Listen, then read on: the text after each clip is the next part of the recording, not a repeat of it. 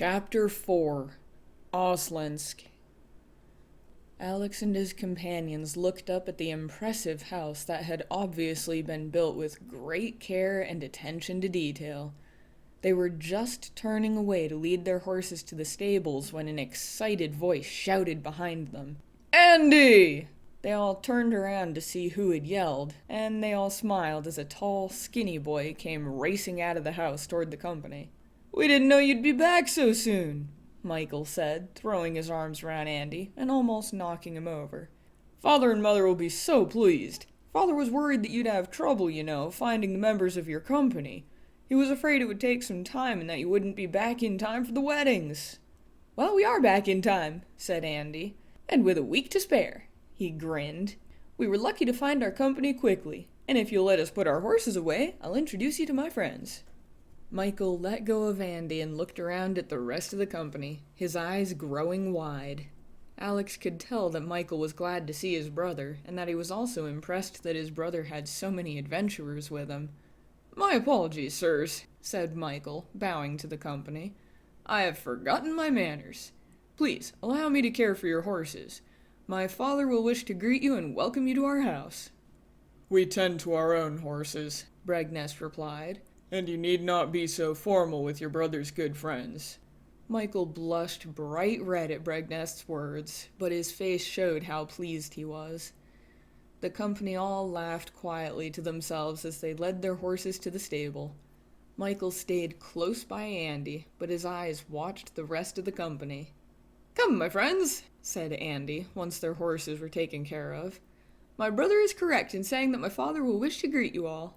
Andy put his arm around Michael's shoulders and led the group toward the house. Michael almost tripped as they went along because he kept looking at the company over Andy's arm. Before they had reached the house, Andy's parents appeared in the doorway. Andy's mother seemed almost as delighted as Michael to see Andy home again, and she rushed forward to hug him and kiss him on the cheek. Andy blushed but continued to smile. Andy's father, however, simply patted his son on the shoulder and then turned to face his guests. "Perhaps when my son can break free, he will introduce us all." "There is little need for formal introductions among friends," said Bregnest, stepping forward. "No, I suppose not," Andy's father agreed. "I am Argus Goodseed, and I welcome you all to my house." "I am Sylvan Bregnest. Your kindness overwhelms us, Master Goodseed." "Well said, Master Bregnest," Argus replied. "Please, let us do away with all formality, if you will. I am simply Argus, and that should be enough between friends." Bregnest laughed softly and nodded his agreement. He turned to the company and introduced each of them to Argus. As each man was named, he stepped forward and bowed slightly to Andy's father. "Alexander Taylor," said Argus when Alex was introduced. "Andy has told us a great deal about you, and Michael has been dying to meet you." "I'm afraid that Andy has said too much," Alex replied. "I hope I can live up to whatever he has told you." "I'm sure you will," said Argus. "And I doubt that Andy has said as much as you fear. He's been very secretive about some of the things that happened on your last adventure together.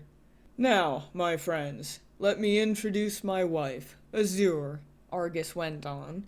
"And it seems that you have already made the acquaintance of my youngest son, Michael." "We have indeed made young Michael's acquaintance," said Bregnest. "And I'm sure I speak for all of us when I say it is a great pleasure to meet Mistress Goodseed." The 6 companions all bowed to Andy's mother, who blushed slightly. Michael, however, suddenly became shy and looked down at his shoes. "I regret that my eldest son, Lazarus, is not here to greet you," said Argus in a slightly harder tone. "He's off wandering the city with his friends. But he will be here this evening to offer you a proper welcome. I should think that it would be hard to keep him at home with such a wonderful city to explore," said Bregnest. "Oslensk is indeed wonderful," Argus agreed. I suppose we should come here more often, but our lands are several days' ride to the west and north. Argus continued talking as he led them into the house. Rooms had been prepared for each of them, away from the busy and noisy parts of the estate. Once Alex and the others had been shown to their rooms, Mrs. Goodseed excused herself, but Michael remained next to Andy. "May I offer you some refreshment?" Argus asked. "We can have a bite and a drink or two, and perhaps swap tales of adventures past." "A pleasing idea," said Bregnest, "though I think a few of my company would like nothing better than to go looking for their friends, Skeld and Tayo." "Ah, yes," said Argus with a nod. "Andy, you know where those two troublemakers are. Take your friends and show them the way." "Can I go too?" Michael asked in a pleading tone. "Not right now, Michael," Argus answered in a kind but firm tone. "Perhaps tomorrow they will take you with them, but not right now." Alex and Halfton both bowed to Argus as they prepared to follow Andy into the city. Alex made a point of asking both Sindar and Val if they would like to come along, but they both said they would rather stay behind and share stories with Bregnest and Argus. Andy led Alex and Halfton back into the streets of Oslensk, almost bouncing as he walked. The city was large, but he seemed to know exactly where he was going, and he led his friends quickly through the narrow, busy streets. "Well, if it isn't Anders Goodseed," commented an unpleasant-sounding voice as Andy, Alex, and Halfton walked into a large square. All three of them turned to see who had spoken. Standing in front of a booth that sold sandwiches was an extremely fat and unpleasant-looking young man. Alex wondered who he was and how Andy knew him. "Been off fighting dragons again, have you?" the fat young man sneered. The two companions behind him chuckled. "Hello, Ortho," Andy replied pleasantly. "I see you're still trying to eat everything in the city." Ortho didn't say anything, but turned red as he stuffed his half-finished sandwich into his mouth. Andy turned and walked away, and Alex and Halfton followed after a slight delay. "Who is that overweight windbag?" asked Halfton once he and Alex had caught up to Andy. "Ortho Longtree," said Andy, his voice tight with anger. "He's the heir of Osgood Longtree." "And who is Osgood Longtree?" Alex questioned. "He's the city magistrate," said Andy, slowing his pace and softening his tone. "Osgood is a good man, but Otho—" Andy didn't finish and started to walk faster again. "Otho seems to be a bit of a bully," Halfton observed thoughtfully. "He is," said Andy shortly. "He thinks that just because his father is the magistrate, he's a big deal around here." "I really don't like bullies," said Alex, looking back over his shoulder at the fat Otho Longtree. "Nobody does," said Andy, a slight smile returning to his face. "In fact, it would be hard to find anyone the people here in Oslensk like less than Otho." "Then why hasn't someone put him in his place?" Halfton questioned. Andy paused for a moment. "It's because his father is a good man and an excellent magistrate. Nobody wants to tell Osgood that his son is a bully, or worse." "Someone should," said Halfton in a serious tone. "I suppose so," said Andy. "But I think the news would break Osgood's heart. Most people think that Osgood's sorrow would be worse than putting up with Otho, so no one says anything." "What was his crack about fighting dragons?" Alex asked. "I told Michael about our last adventure," Andy answered with a shrug of his shoulders. "It seems he's been telling the story to anyone who will listen. You know, about Slathbog and all." Alex knew that Andy was proud of his little brother and pleased that Michael believed the story about Slathbog. It didn't seem to matter very much to Andy that Otho didn't believe any of it. They continued across the square until they reached a large tavern on the far side. The sign in front read, "The Dragon's Keep." The three of them laughed when they saw the poor replica of a dragon painted above the name. "Skeld and Tayo have been staying here," said Andy as they entered. "They've both bought houses, of course, but tradition won't let them move in until they're married." "This isn't what we ordered," they heard Skeld say loudly. If you can't get it right, we'll just have to find someone who can. And who might that be? Alex asked in a loud voice, spotting Skeld and Tayo standing at the bar next to a nervous-looking man. What? Said Skeld, turning to see who had spoken. His eyes widened, and he poked Tayo in the side, making him turn around as well. Alex? Skeld said in amazement. Hafton? Tayo echoed. What, didn't you think we'd show up? Hafton asked with a grunting laugh. There were no more words for several minutes as Tayo and Skeld rushed across the room and started hugging Alex, Hafton, and Andy. We didn't expect to see you so soon, said Tayo. Andy said he was going to join Bregnest's new adventure, and that he hoped you both would be joining as well, said Skeld to Alex and Hafton. But we weren't sure either of you would be coming.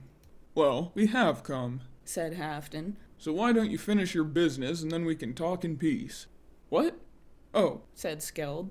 All right, Oscar. I suppose you'd better try again. The nervous-looking man at the bar nodded, looking relieved. He bowed to both Skeld and Tayo before moving swiftly away from the bar and hurrying toward the door. What was all that about? Alex questioned as Oscar ducked out of the tavern. He's doing a bit of cooking for the weddings, said Tayo. We thought we'd try to get some of the food we tried in Tekken, but Oscar can't seem to manage it. Small wonder, Hafton laughed. It's not easy to duplicate Tekken food. No, it's not, said Skeld, looking sad. But enough of this. Let's get a drink and have a good long talk. Soon the five of them were seated around a table set off to one side of the room. They all had a great many questions to ask, and Alex found himself answering the same questions that Andy and Hafton had asked only a week before. What I want to know is how you two found women, sisters for that matter, who put up with you long enough to agree to marry you, said Hafton, shaking his head in wonder. It wasn't easy, said Skeld. And Andy didn't help at all, said Tayo. What did I do? Andy asked in a stunned tone. It's what you didn't do, Skeld commented. You didn't make yourself scarce. Where love is concerned, 2 is company, 3 is just annoying. Well, if that's all my company is good for, said Andy in mock fury. It seems to me that Andy was trying to help you two, said Alex. Or maybe he was trying to help your future wives. They all burst into laughter at this comment, and it was some time before any of them could speak again. It's good to see you all again, said Tayo. We haven't laughed so much since we got Andy drunk and he fell off his horse. Skeld finished for Tayo, and they both started laughing again. What did they do to you? Hafton asked Andy in a concerned voice. Oh, it was nothing really, said Andy, his face turning bright red. After Skeld asked Lily to marry him, we were celebrating a little, and I had a bit too much to drink. More than a bit, Tayo corrected. Much more than a bit, added Skeld. Well, anyway, Andy went on, for some reason I thought I'd ride around the square, and I just fell off my horse. Fell off and landed in a water trough, Tayo burst out. And because it was still winter, when he got back inside, he was covered with icicles and frost, Skeld added. We thought a snow beast was coming into the tavern, said Tayo.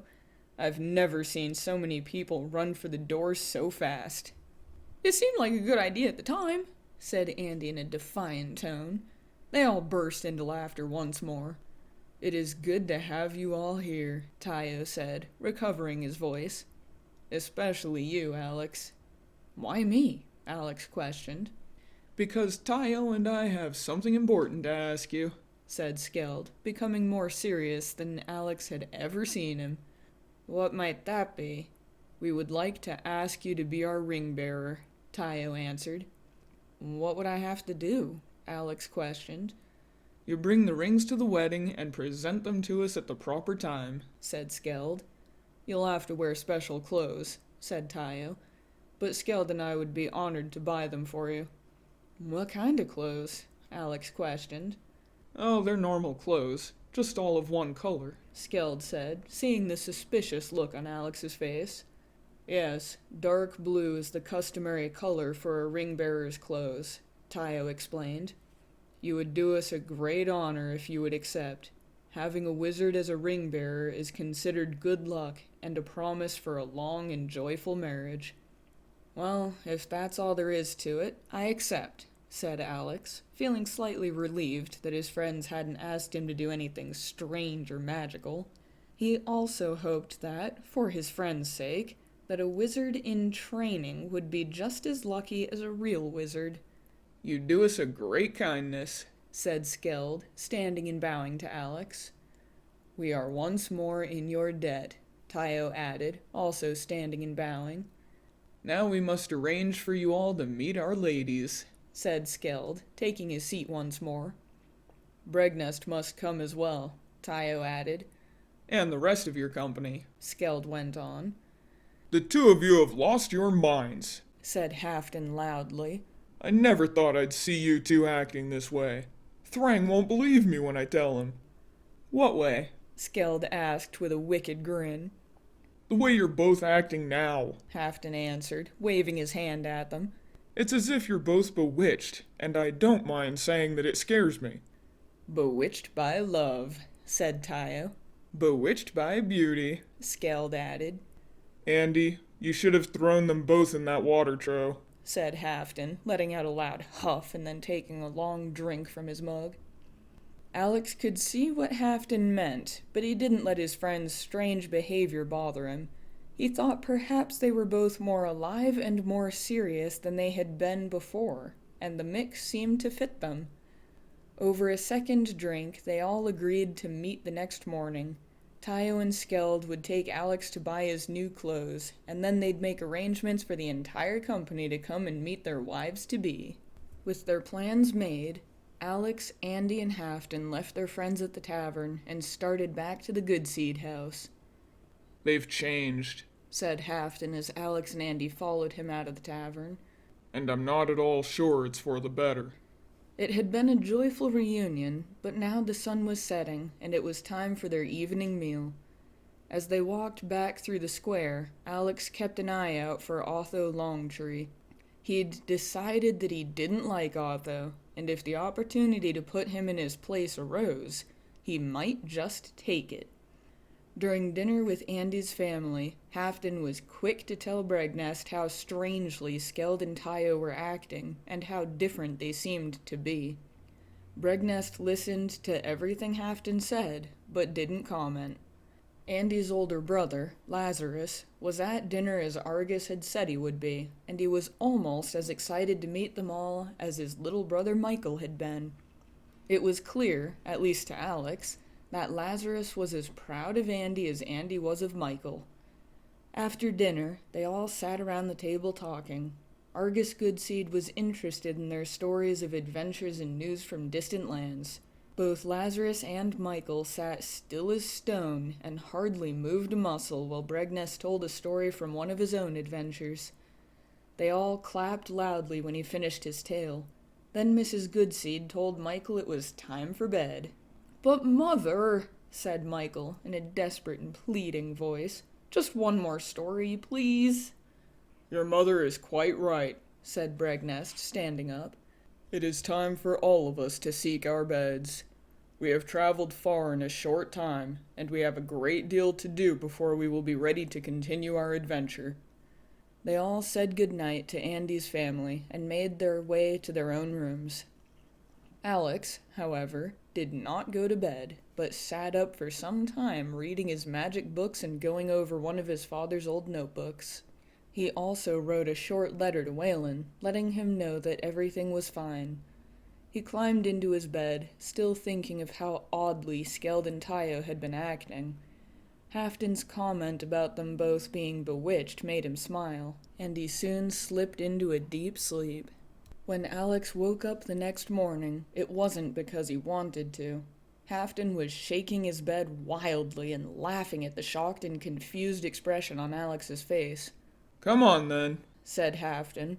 We've got to get your new clothes, and you and I have a bit of shopping to do as well. I feel like I've only just gone to sleep, Alex complained, rolling off his bed and onto his feet.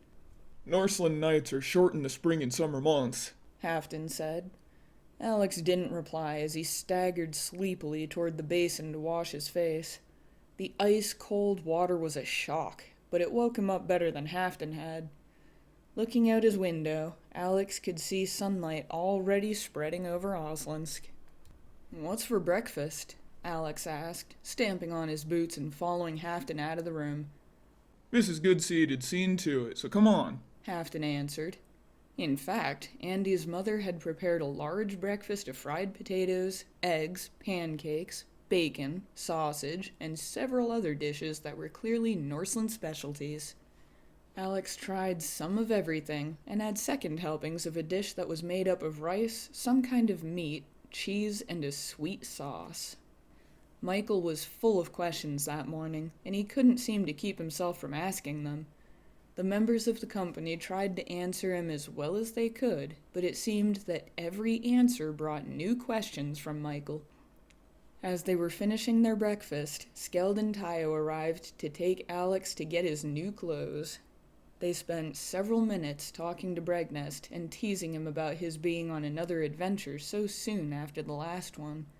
Bregnest endured their teasing good-naturedly. Then he introduced Val and Sindar to Skeld and Tayo. Skeld and Tayo were pleased to meet them both and asked them to come to a feast that evening with the others. The new members of the company accepted the invitation and thanked Skeld and Tayo for their kindness. As soon as the arrangements for the evening feast had been made, Skeld, Tayo, Alex, and Halfton were on their way out of the gate. Andy said he had things to do as well, and left with Lazarus. Once the company had separated, Halfton asked Skeld and Tayo where they could buy a saddle as a present for Michael's upcoming birthday. Skeld and Tayo thought it was a wonderful idea, but they also thought it would be very funny if Andy didn't buy his brother a horse after all. "That would be terrible," said Alex. "A saddle but no horse. What kind of birthday present would that be for Michael?" "It might give him something to look forward to next year," said Tayo. Alex stopped dead in his tracks, looking at the shops and people around him.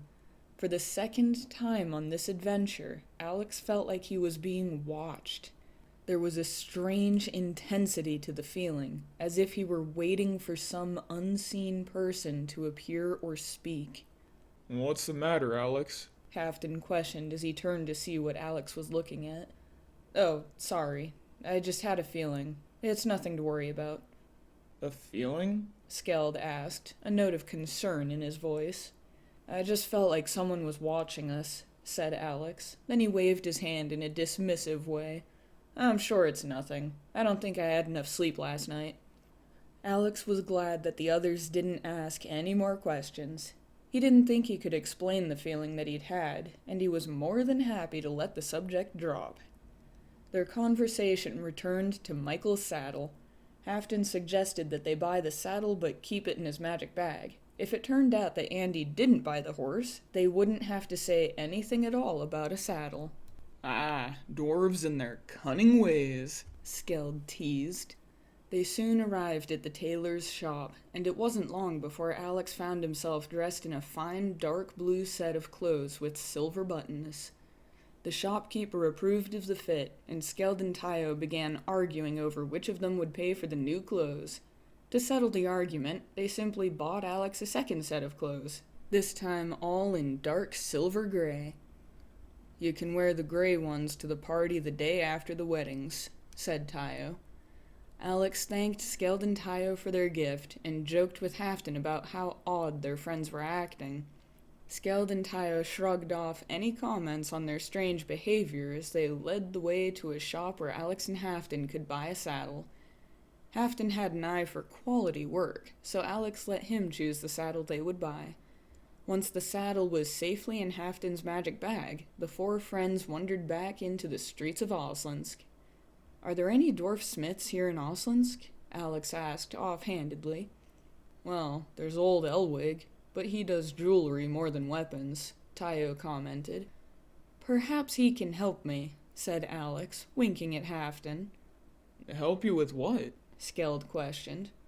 "Oh, nothing really," said Alex. "Now I suppose Halfton and I should leave you two, as we still have gifts to buy for the wedding." "There is little need for that," both Skeld and Tayo protested. "Little need for you, perhaps," Halfton answered. Andy told us of the customs here, that friends of the grooms give gifts to the brides. Well, yes, that's true, Tayo agreed. But you are both honored guests, and Alex is already acting as our ring bearer. That doesn't matter, said Alex. I think your ladies deserve a gift. Perhaps something magical that will keep you two in line. They all laughed at Alex's words, though Halfton, seeing the nervous look that Skeld and Tayo exchanged, laughed harder still. I don't suppose you really do know a spell that would keep those two in line, do you? Halfton asked Alex as they walked in the direction of Elwig's shop. No, I don't. But it will be something for them both to think about, at least for a little while. The people of Oslensk were both friendly and helpful, and it didn't take long for Alex and Halfton to find Elwig's shop. The shop was a large one, and it was filled with hundreds of beautiful items. Elwig was delighted to see Halfton. Few dwarfs ever came to Oslensk, and Elwig was almost overcome with joy at seeing a kinsman. It wasn't long before he was showing Alex and Halfton everything in the shop that might be used as a wedding gift, as well as several things that could not. Brooches are a popular gift, said Elwig, bringing out a large tray of brooches from behind his counter. They're functional and practical, and you don't have to wear them every day. Alex looked at the brooches on the tray. Most were made of silver, though there were a few made of gold as well. Suddenly Alex had an idea, and he asked Elwig for a piece of paper and a quill. He carefully drew a picture and showed the drawing to Elwig. "Can you make a brooch like this?" Alex asked hopefully. Elwig studied Alex's drawing. An interesting idea. Yes, I think I understand what you want, but what would you like it made of? True silver, said Alex in a low tone. Oh, well, Elwig stammered. In that case, I don't think that I can do that. I haven't seen a bit of true silver in Norseland for years and years. I can solve that problem easily enough, said Alex, reaching for his magic bag. Alex had received a large amount of true silver on his last adventure, when he'd returned the first of 7 lost magic bags he had recovered. Elwig was stunned when Alex produced a large bag full of true silver, and for a moment he could not speak at all. He rubbed his eyes in disbelief, and then finally said that he could make what Alex wanted. "And if your work is acceptable, you may keep the remaining true silver as payment," said Alex. Oh, no, sir. Elwig protested. The payment is far too great. "If your work is acceptable, the payment will be as I have said," Alex repeated firmly. You are most generous, sir. Elwig said with a deep bow. The work will be done as you request. I will have the brooches ready for you the day before the weddings. Halfton and Alex left Elwig's shop, agreeing to return the day before the weddings to collect the gifts. Halfton had a slightly troubled look on his face as they left, and Alex asked him what was wrong. I think you may have offered too much for his work, Halfton answered. Perhaps. Elwig will work night and day to make what you've requested. I hope he doesn't overdo your design. I did say the work had to be acceptable, said Alex, and I think he'll do a fine job. Let's hope so. Now, what about you? Alex questioned. What gifts will you be giving? Ah, well, I've already got mine. Thrang and I had some things made before I left for Telos, so I'm well prepared. Then I suppose we should find our way back to the Goodseed house and see what the others are doing. Halfton and Alex worked their way back through the busy streets, asking directions every now and then from people who were passing by. Everyone seemed to know where the Goodseed family was staying, and they were all eager to help the adventurers find their way. When Alex and Halfton were almost back to the house, however, Alex heard a voice he recognized. He held up his hand for Halfton to stop and remain silent. From around the corner came the unmistakable voice of Michael Goodseed. "You don't know anything," Michael said loudly. "I know that he's not a wizard," the voice of Fat Otho Longtree replied. "He doesn't even have a staff." "He is," Michael insisted. My brother says so, and he was on an adventure with him before. Balderdash!